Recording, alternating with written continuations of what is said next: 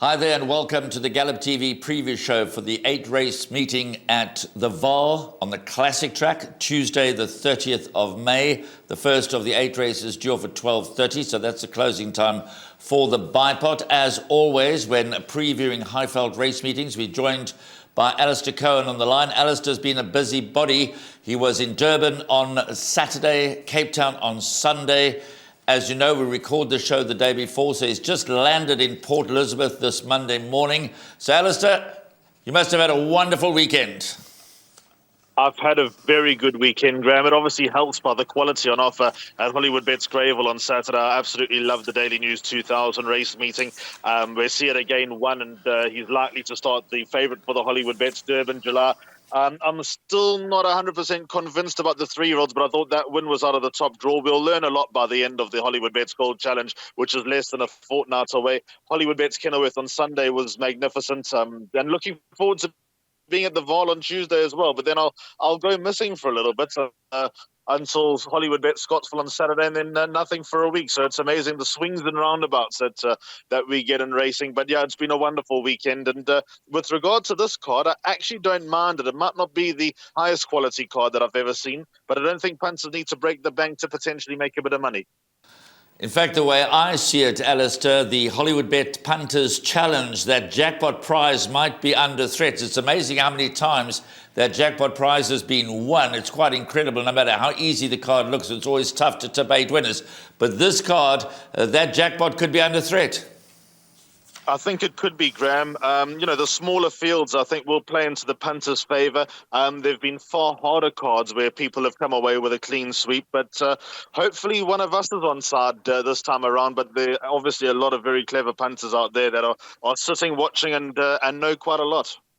So let's get straight into it. The first race, the first leg of the bipod. It's a work riders maiden plate over 1,200 metres. 9 runners carded at this early stage. Again, a reminder, we record on Monday morning. The favourite is number 8, Open Highway, the 2-year-old at 22-10. 1 Magic Prince and 7 Klitsgras at 33-10. Then we have number 2, Privilege at 13-2, and number 3, Full Go at 7-1. Open Highway, Alistair, 2-year-old with 3 good runs under the belt, ridden by Mtembu. Now, I was looking up the work rider statistics. He's won 23 races, so he's made many visits to the winners' enclosure, but nothing in the last 12 months and nothing in the last 19 rides. Is he going to get back on track with number 8, Open Highway? There's a lot on Open Highway's favour. With regards to Siyabonga Mtembu, he was an apprentice who was formerly known as Siyabonga Duma. Him and his brother Sanele Duma were apprentices. They disappeared, and Siyabonga's come back in the work riding ranks. And despite the numbers probably being a little bit on the low side, I think that from draw 1 with a horse in this type of form that's knocking on the door, I don't think he could find an easier opportunity to get out the maiden.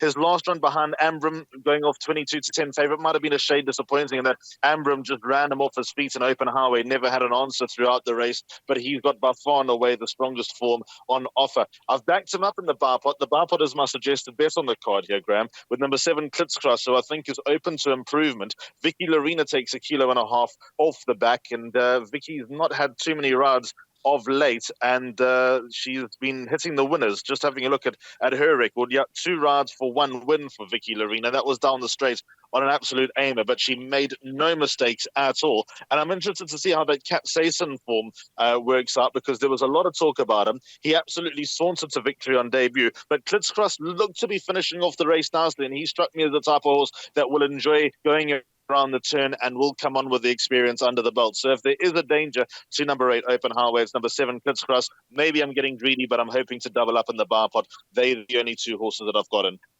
Yeah, Klitsgras ran third behind Capsaicin, well ahead of Magic Prince on that occasion, who's had plenty of opportunities to shed his maiden, but in the favour of Magic Prince gets the services of the very experienced Chad Mabaya.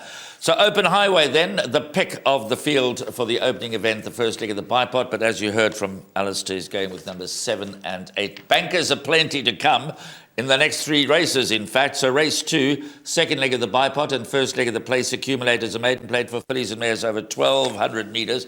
Deep in the red here is the Alec Laird trained number 1, Zoom Lady, 17-20, the mount of Gavin Lorena. Number 2, Sparkling Jubilee is at 9-2, and the only other runner quoted in single figures at this early stage is number 10, Sugary Sweet. Number 1, Zoom Lady, appears to have this race at her mercy.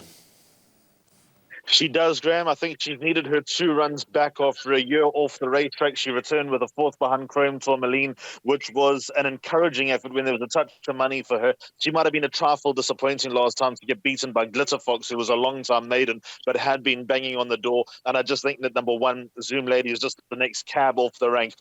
I think she'll take all the beating. It looks to be a very shallow race. I think number 10, Sugary Sweet, can get into the money, maybe show a little bit of cheek.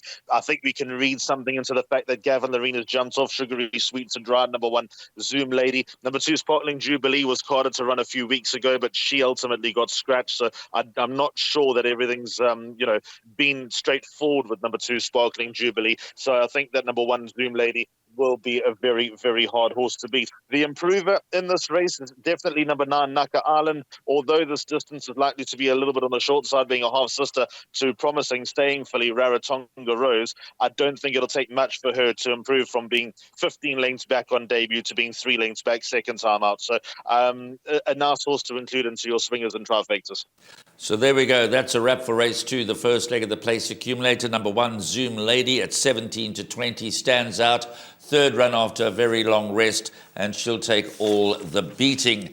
Race 3, the opening leg of the pick 6, is a maiden plate for fillies and mares over 1,600 metres. This race goes off at 13:40. And again, we have a very short-priced anti-post favourite in the form of number 1, Secret Recipe, at 9-20. Number 3, Masava, 4-1. Number 5, Kit Kat Katie, 13-2. And the balance are all in double figures. Now, Alistair, I looked at this race, and obviously at first glance it's not a deep race. It's a shallow maiden plate for fillies and mares, and Secret Recipe showed good improvement last time to run second behind Have a Party. But I thought 9-20 off the back of 1 good run and 3 moderate runs, a little sharp, but is there nothing to beat her? Graham, I really liked number 1, Secret Recipe, last time she ran. Diego de Gouveia picked up the chance ride on that occasion. I was at the Vaal and I walked into the ring with him and I said, Diego, I think you can win this. And he came back afterwards and he was not in a good mood because I think it was a horse called Miss Christmas went around and cut her throat and completely ruined Secret Recipe's race. She pulled, she fought, and she did really well to run second behind a horse that Corey Lindsay thinks is okay in the form of Have a Party. I think she's found a weaker race this time around. I like the improvement that she showed last time out. Even if you go back to her second start behind Convocation, that has surprisingly worked out to be a very useful piece of form. There have been horses all around Secret Recipe who have come out and won, and that was my line of thinking for liking Secret Recipe last time. So I don't really like anything else in this race. It is particularly shallow. If you take number 5, Kit Kat Katie, for example, the last one looks good behind A Place in the Sun, but A Place in the Sun had 3 starts and she was beaten by double figures in all 3 of her starts. So she was a surprise winner, and I think that form will be seriously tested this time around. The only I wouldn't even describe her as a danger, but I think the improver in the race, the horse that might get in and make some bets pay, is number 9, Be Real. I liked her earlier form. She was dismal last time when going a mile, but the blinkers go on, so maybe they can bring about a little bit of that early spark, because the run to Queen of Camelot, second was Calamoretta. She came out and won. Queen of Camelot pushed a very promising juvenile all the way to the line just a week ago, and then the 3rd and 4th horses I know are held in high regard behind third and fifth horses I know are held in high regard behind Queen of Camelot in that run on the 30th of March. So just expect a lot better this time around from number 9, Be Real, but I'm not too sure that a bit better is going to get her to beat number 1, Secret Recipe. So there we go, number 1, Secret Recipe, the confident choice in the opening leg of the pick 6. Moving on to the first leg of Jackpot 1, it's a maiden plate over 1,600 metres off at 2:15. We have 13 runners carded and 2 at the top of the boards pretty close to each other. Number 11, Just Vaal, at 16-10, a 2-year-old running over 1,600 metres with 2 runs under the belt, 2 very good runs. Last time, less than a length behind Prince of Green, and there's been a direct winner from that form line. The market rival is the 3-year-old son of Kerari, number 1, Kambulu, who ran second to Royal Guide last time. I guess one could argue that something had to run second to Royal Guide. Number 2, US Open, is at 11-2, and number 10, 3 Bells, at 9-1. So, is it a boat race, Alistair? I've banked at number 11 Just Vaal everywhere, Graham. I know that you were giving a little hint of warning about Just Vaal being a 2-year-old going a mile for the first time against older company and also being by Vaal. But if you look on the other side of things, he's a half-brother to Good Counsel, and Good Counsel's an accomplished stayer in the making. So I would take the punt that he's got more Madam Justice in him than Vaal. I like the last run behind Prince of Green, the second horse on that occasion. White Pearl came out and won. White Pearl was just a quarter of a length in front of Just Vaal on that occasion. I think it's going to be very hard for the natural improvement to work against number 11 Just Vaal and all these other maidens that have had that chance, one or two knocking on the door. I can see them being exposed, whereas number 11 Just Vaal is likely to improve past them. The deep draw, a little bit of a concern, but the way that he got to the front pretty easily last time out, I think was a good sign. He probably won't have to work that hard to get to the lead this time around, and if something leads him along, even better. So I think it's all going to work out for number 11 Just Vaal. It's just a matter of whether he's ready to take in the 1,000-meter straight and hold off these exposed horses that have had their chances. I think he will. I think he's a hard horse to beat. You spot on about number 1 Kambulu. Something had to run second behind a 3-10 shot Royal Guard last time, and there's just nothing else that makes much appeal. If I gave you the wrong impression, but I have no problem with 2-year-olds running against the older maidens. In fact, the other day we were having a discussion about that. I tend to always favour the 2-year-olds for the reasons you've given. They've got plenty of upside. If you're still a maiden at 3 and 4 at this time of the season, then you clearly have limitations. My concern would be the draw. Third different jockey riding number 11, Just Vaal, in 3 starts. Caden Brewer rode him first time out, Keegan DeMella second time out, Raymond Danielson now has the job of getting him across from the 11 draw. But we do know that the Fortune Racing Stables sale is on the 7th of June at the Vaal Racecourse.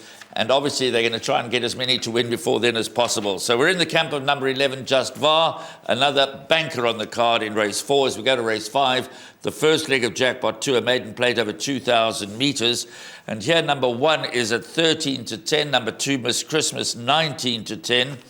And then number 3, Spring of Elixir, 6-1. Number 4, The Work of Life, is at 8-1.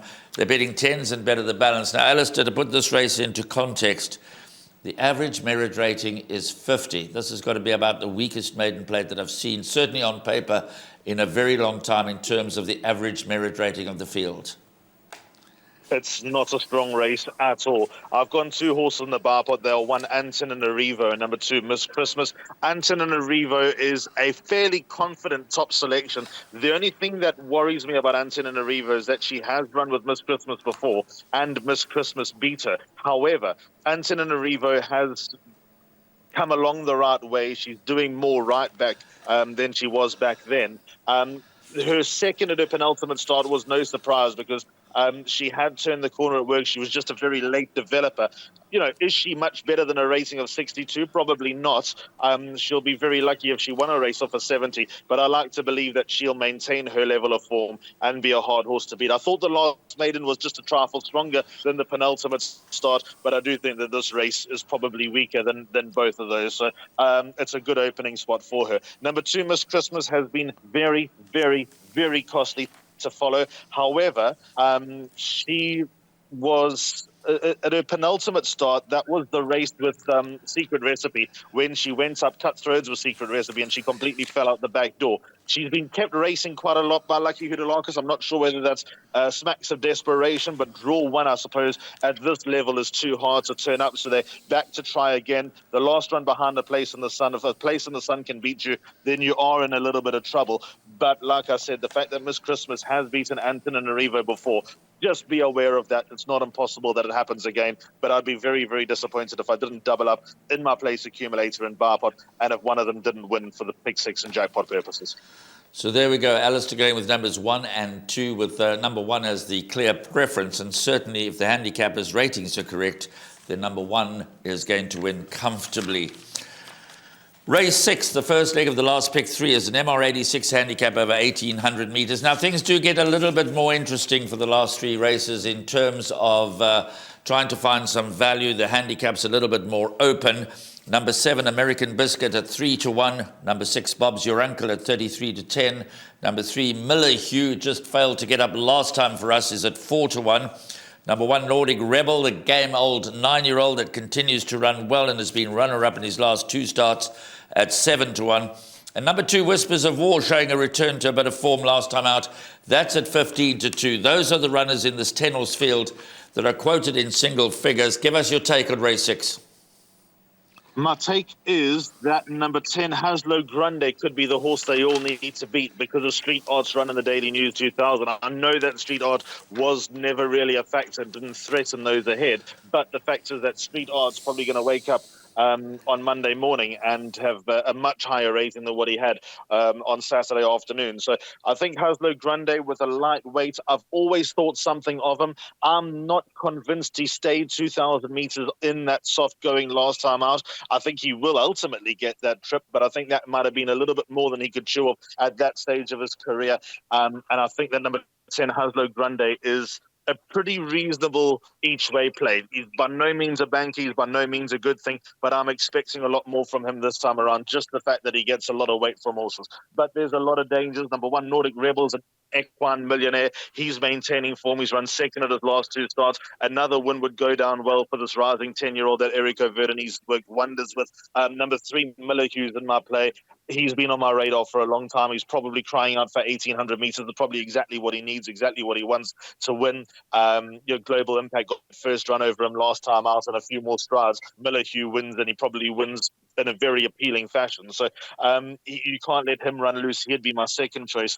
Number 6, Bob's Your Uncle, I think is overachieved, and like you heard Alarcus's eyes, but the fact that he maintains his form and keeps surprising and keeps defying the expectations, I think is a good sign. I'd much rather have a horse that surprises than lets you down. And number 7, American Biscuit, on that last run to Shoemaker, ran comfortably above his rating. Shoemaker, I think, confirmed a certain level of ability in the Daily News 2000. He was one of the eye catchers. I'm not 100% convinced that he is Group 1 material during champion season, but I think a race like the Summer Cup could very well set up for a horse like Shoemaker. And if American Biscuit can get to within 2.5 lengths, granted behind an underdone Shoemaker last time out, there must be a little bit of upside to a lightly raced 3-year complex race, lots and with chances. I'm taking no chances here. I've gone 5 horses in the barn pot, 1, 3, 6, 7, and 10, but an inkling that Haslo Grande is going to make punters a little bit of money this time around. Race 7 on the card, the MR 103 handicap of 1,800 meters off at 15.55. Number 5, Willow's Wish, is at 3-1.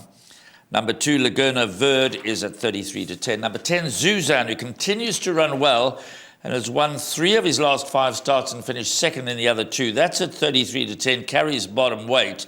Number 3, Argo Alley, 7-1. Number 1, Zeus, who's battling to find the kind of form he showed as a 3-year-old, is at 8-1. So let's start off the discussion with number 10, Zuzan, because he's been in the form of his life. He obviously goes up in class, but down in weight. Does he set the standard? He does, Graham, because I'm absolutely blown away he could win a 1,400 meter last time out. I know he had a light weight. I know that he got away with it up front. There was a touch of money for him. But Pile Sundem Oli rode him very, very well last time. And since blinkers have been equipped, this horse has not looked back. I've always maintained that he'll be a better horse when he goes a mile plus. That's the type of impression that he gives. At his penultimate start, he was run off his feet by Tabi Bua. And I think that Pile Sundem probably learns a lot in defeat on that occasion. With a light weight and probably still being a step above the handicap, certainly as he showed last time out, according to the conditions of a middle stake, he couldn't get more than £6 for that win. I'm not convinced he ran miles above an 85, but the point is he still looks a step or 2 above because he's just got the hang of things, and this looks the happy medium for him distance-wise and also course-wise, because I think the inside track, even though he's won there before, could probably just catch him out. I think he's a horse that builds and gets stronger as the race goes on. So yes, number 10, Zuzan, is my top choice. I have respect for 2 others in this race. One of them might surprise you. In fact, both of them might surprise you. Number 3, Argo Alley, I've been waiting for quite a while. I'm not sure his ratings dropped quite enough to win, but I'm expecting him to take a big step forward on the runs that he's shown this year. He was tested throughout 2 legs of the World Sports Betting Triple Crown. I think he's a lot better than those 2 runs, even though they were dismal. I still think that there's something about number 3, Argo Valley, that he's going to pop up this winter. I know that you were in Joburg long enough and had a bit of a cliche that when the grass turns brown, St. John Grey comes alive. I think number 3, Argo Alley, is going to come alive this winter. I think that he's going to show what he showed as a 2-year-old when he was reeling off a few wins as a juvenile, which wouldn't be a St. John Grey type of thing to do.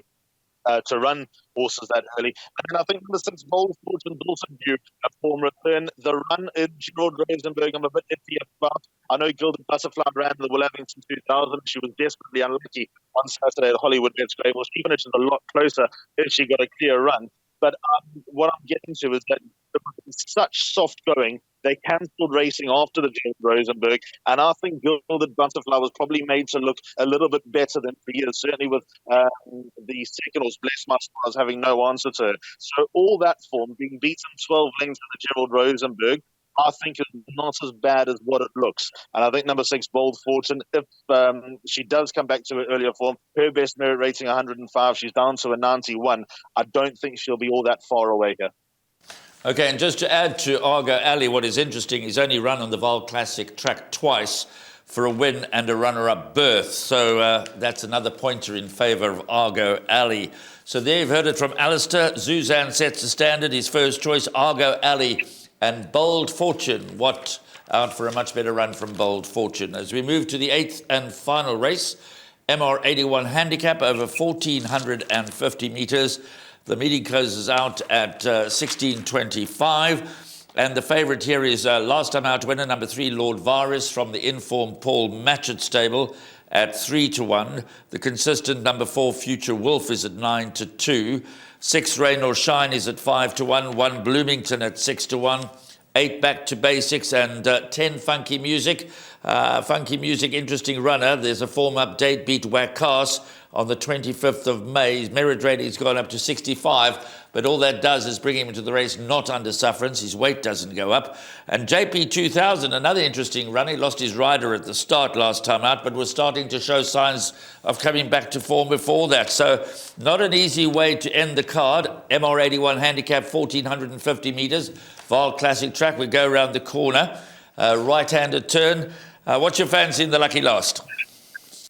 I'm glad you mentioned JP2000 when going through the betting there, Graham. I think that he's overpriced. On the run of the 2nd of May rather, JP2000 finished ahead behind Lord Varys, finished in front of We've Got Tonight, who actually give a bit of an outside place chance to, but JP2000 comes in 1.5 kilos better off for a head with number 3, Lord Varys. As you mentioned, dropped the rider at the start last time out, so ignore what looks terrible. And JP2000, as you say, looks like he's showing some signs of life. A best rating of 86 down to the 75 now. I think he's going to be more than competitive, and I think that he's actually the horse that they all need to beat. 3, Lord Varys, is in great form, so it's very hard to rule him out. Number 6, Reynolds Shan, ran a lovely race last time. I think the winner comes between those 3, by the way, in order, 3, 5, and 6. I like Reynolds Shan's last run behind Tizona. Tizona, obviously, that was 3 days after his run at Hollywoodbets Greyville, so it was quite a miraculous performance. But Reynolds Shan still finished in front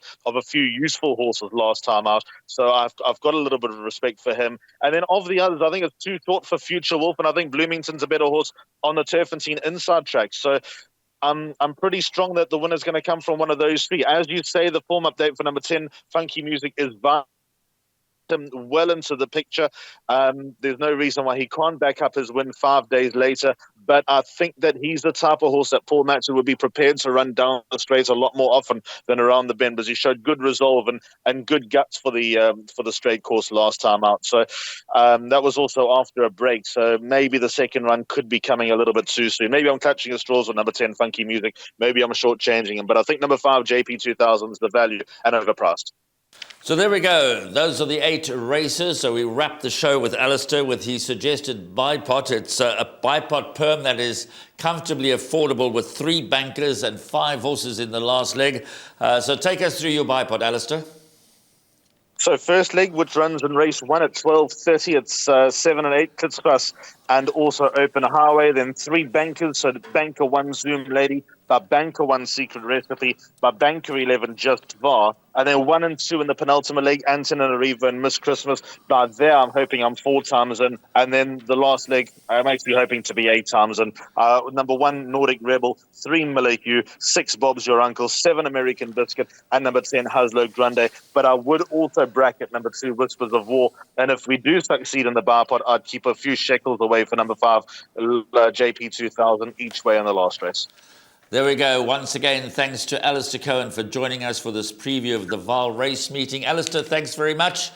Go well. Enjoy your afternoon in Port Elizabeth. I know by the time the racing comes at the Vaal, that will be in history. But as a further reminder to all of our viewers, we record the show on Monday morning, and Alistair is in Port Elizabeth for the race meeting there. So thanks again to Alistair Cohen as we bid him farewell and wish you guys happy punting at the Vaal on Tuesday the 30th of May.